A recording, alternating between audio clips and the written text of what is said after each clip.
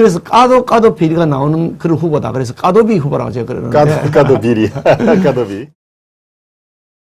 이재명 이른바 사단이 줄줄이 구속으로 이어지고 있습니다. 네, 이재명 게이트 어떤 종착지로 향해 나가고 있을까요? 우리 시청자 여러분을 조금 도움 말씀을 좀 주시길 바랍니다. 작년 추석 한 보름 전쯤인데요. 네.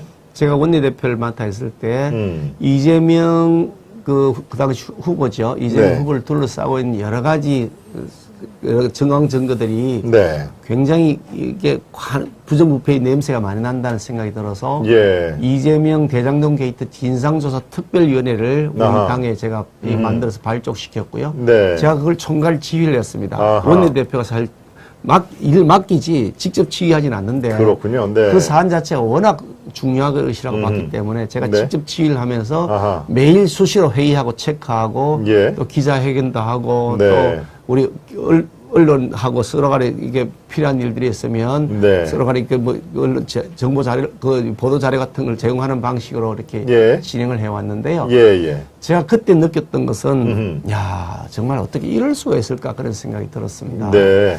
일국이 대통령이 되겠다고 준비하셨다는 분이 어떻게 이렇게까지 부패 의혹의 몸통으로 인식되는 행동을 해왔을까. 아하.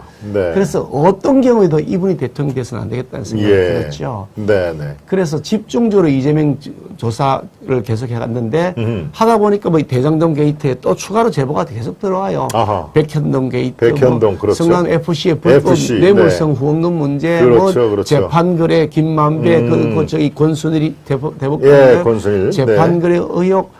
그리고 저기 경기도 법인카드 네, 이런 법카. 것들이 네. 막 수없이 계속 제보가 들어오는데 그렇습니다. 네. 파면 팔수록 이게 기가 막히더라고요.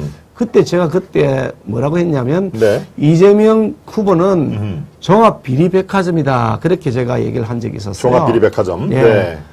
종합 비리백화점이라 저는 확신이 들었기 때문에 그랬는데 예. 그랬더니 이재명 후보 측에서 그게 허위사실이라고 종합 비리백화점이라는 것이 허위사실이라고 저를 고소를 했습니다. 예. 허위사실 유포라고요. 그래서 제가 그것 때문에 조사도 받았거든요. 아. 그게 허위사실인지 아닌지. 네. 그때는 사실 잘 몰랐죠. 아하. 여러 가지 위험이 있다는 걸 알았지만 지금처럼 이렇게 백일하게 드러나 있지는 않았잖아요. 그렇겠네요. 특히 뭐 네. 증인들이 다 돈으로 연결되어 있으니까 자기들 한 통속이니까 말을 안 했잖아요. 예. 지금 들통나고 보니까 진짜 심각한 부패 의혹에 계속 휩싸여 있는 분이다. 예. 그래서 까도 비리가 나오는 그런 후보다. 그래서 까도비 후보라고 제가 그러는데. 까도 비리. 까도비. 그랬는데 예. 종합 비리백화점이라고 했던 사실을 고소를 할 정도로 그렇게 네. 참 황당하다는 거죠. 아하.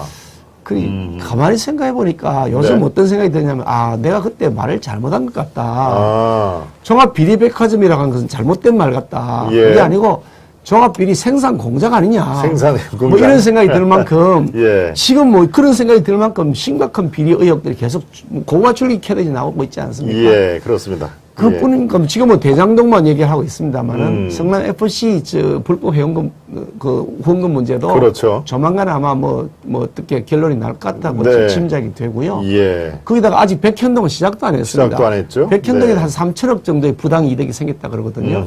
아니 세상에 산속에다가 거기다 공공기관이 있던 곳에 심지어 그렇습니다. 아파트를 지을 수도 없는 예, 그런 땅에다가 식품연구원이었죠? 예, 맞습니다. 거기다가 예.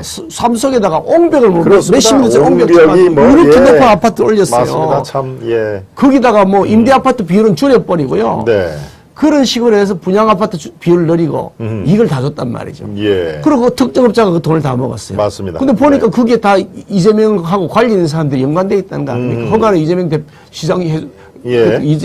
이재명 그렇죠. 시장이었지 아마 그때. 네, 맞습니다. 예, 예. 이랬으니 이거 조사 또 들어가기 시작하면 이거 정말 기가 막힐 것이라 생각이 드는데요. 예. 그래서 영화 아수라는 영화. 아수라, 예, 저도 그 봤습니다. 영화를 저도 봤는데, 야, 예. 진짜 아수라가 그대로는 생각이 들었거든요. 그렇죠. 근데 그분이 지금 민주당 대표를 하고 계세요. 예. 저는 참 답답한 게 민주당이 지금이라 조금 정신을 차리셔야 될 때 아니냐. 네. 언제까지 계속해서 그렇죠. 비리 의혹의 몸통인 분을 호위무사하듯이 해가지고 민주당이 그럴 것이냐. 네. 민주당 내부에서도 얘기가 나오지 않습니까? 네. 만약 결백하다면 일단 대표를 그만두고 나가서 결백을 증명하고 다시 당으로 돌아오는 거 아닙니까?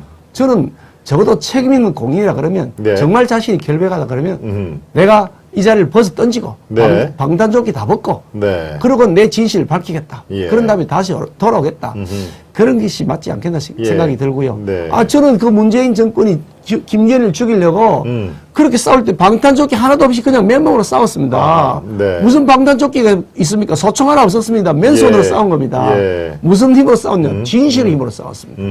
내가 진실되고 내가 거짓이 없기 때문에 네. 나는 누구에게도 싸워서 이길 수 있다. 그래서 싸워서 결국 이겼지 않습니까? 네. 근데 아니 이거 진실 갖고 계신 분이 국회의원 배지 달고 계신 분이 네. 뭐 그렇게 두렵다고 방탄조끼 벗는 걸 그렇게 두려워하신지 모르겠습니다.